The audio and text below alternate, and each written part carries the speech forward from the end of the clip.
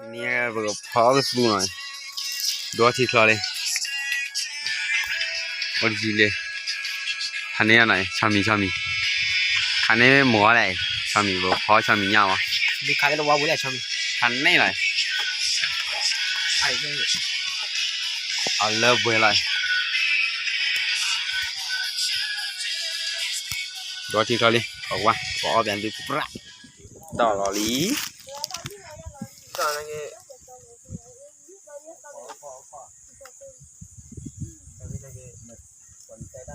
คันนี้อะไรชามีโ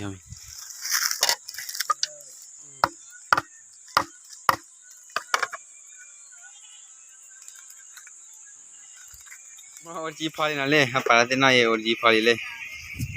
โอ้จีสาลีก็ได้พันนี้หน่อยอ๋อเลิฟเว้ย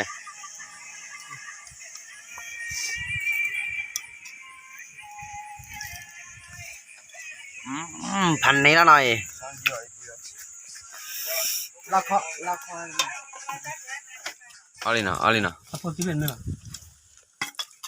ดูทางแล้วต้องดูทางกินดิมั้งยายชอบไม่ใช่ตัวเนี่ยยังทีหรือขอบโลงช็อกโกแลตชิพันนี้ไม่ใช่บ้าง